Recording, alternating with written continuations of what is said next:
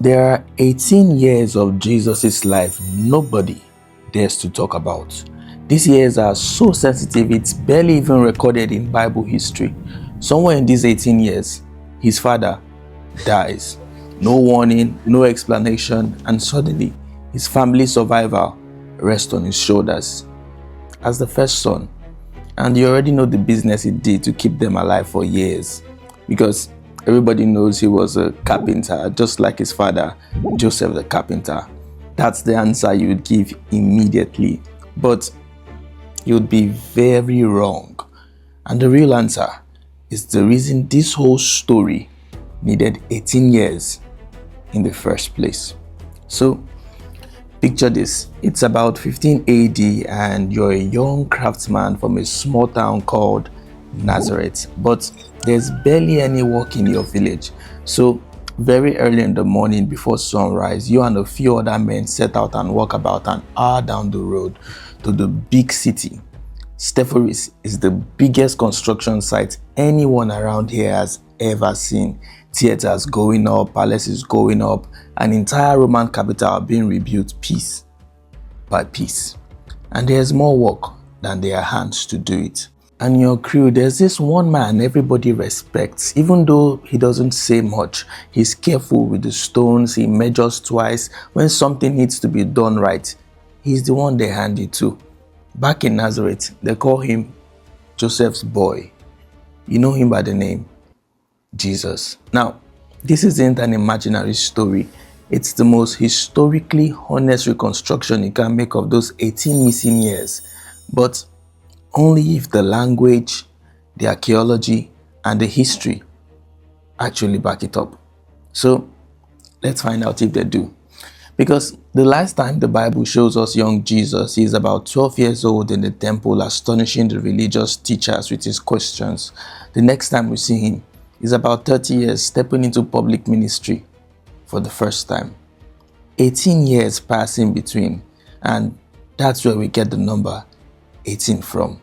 And in almost every version of this story, those years are treated as nothing, a gap, the part before the real story begins. But what if that is backwards? What if those years aren't the part before the story begins, but the most important part of the whole story? And if you're in a phase right now starting your own business or building something and no one is watching, just like no one was watching him as Sepphoris and no one is clapping, no result, no recognition, and you're starting to wonder if you're wasting your time, this video is for you.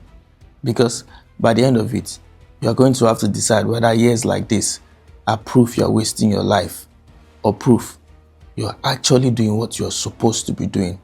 You're just somewhere within the 18-year cycle. I'm not going to tell you which is which yet, but we're going to take those 18 missing years seriously and treat them as evidence. We're going to use the actual Greek, the verified history, the archaeology, and modern research to verify what business the Son of God did for 18 years to earn a living. So let's start. So here's why I said you were wrong about the word carpenter.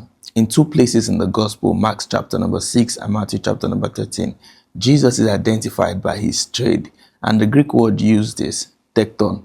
For centuries, the English Bible has translated that word as carpenter, and that's the word doing all the damage. Because once you hear carpenter, you picture exactly what we all pictured growing up: a quiet guy in a small town making chairs and tables, nothing more. But tekton never just meant carpenter. In the rest of the Greek Old Testament, the same word gets used for stonemason, for metal workers, for builders of every kind. It's a general word for someone who builds things, not a narrow label for a guy who only works with wood. In fact, a 2021 study by the scholar Matthew Robinson actually discovered that the most accurate translation for tekton in Jesus' case is actually builder, craftsman. Even Paul uses the same root word later, calling himself a wise master builder, and that's actually where we get our word architect from. So that's what you were actually watching in the opening scene, not some quiet guy making furniture, but construction. And because it was construction, where he actually lives matters a lot more than you think. So Let's look at that. Because Nazareth, the town Jesus grew up in, was tiny. We're talking under 300 people by most estimates. It's never mentioned once in the entire Old Testament, never mentioned in the Talmud, never mentioned by Josephus, the historian everyone uses to fill the gap of this period. In fact, when one of Jesus' own future followers first hears where he's from, his reaction gets written down word for word. Can anything good come out of Nazareth? But just 4 miles away, the same walk from the scene I gave you, sat a completely different kind of place. Sepphoris was the capital of Galilee, and Josephus himself called it the ornament of all Galilee.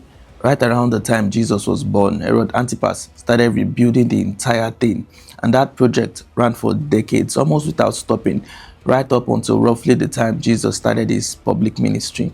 That timing isn't a small detail. It means the biggest construction boom in the entire region was running for basically Jesus' entire working life, 4 miles away from where he grew up. So, does that actually mean he was working there for 18 years? Well, the thing is, there's an argument for that. Richard Beatty, a New Testament scholar who spent years actually digging at the Sepphoris site, has argued that it's very likely that Jesus and his father worked construction jobs there.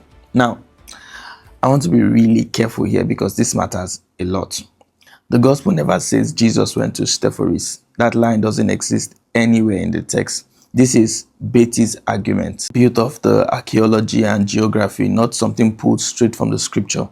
But as Beatty and other historians point out, a project that size must have pulled in tradesmen from every nearby village, and in his own words, artisans from Nazareth would surely have been among them. That's the argument behind the scene we opened with, and Beatty lays all of this out in his book Jesus and the Forgotten City, and I'll drop a link to it in the description box below so you can check it out for yourself. So Jesus, a tradesman, maybe even his father before him too, doing real skilled paid construction work inside a booming Roman city for years, earning a wage, building a name for the quality of his work.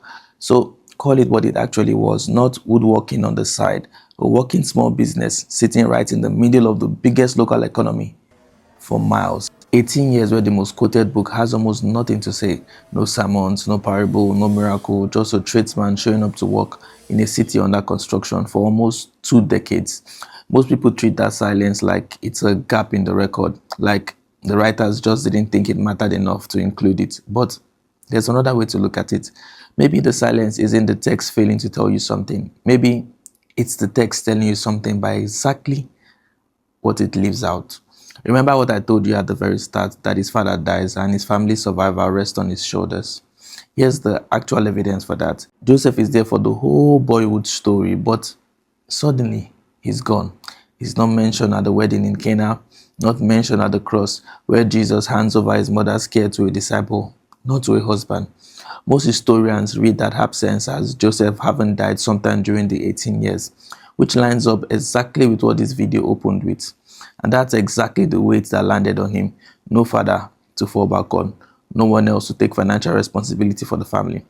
A tradesman spent most of his working life, maybe most of his whole life, inside one trade, in one local economy, almost completely unseen and unrecognized. And only after that does anything resembling public significance even start. So let's go back to Sepphoris one last time. Picture the crew, same city, one more morning, except this time, Jesus sets down his stool and he doesn't pick it back up. 18 years of stone and wages, and a mother and a brother and sisters depending on him with no one else to catch them if he failed. And then, without a single sermon behind him yet, he just walks away from Sepphoris and never goes back to that trade again.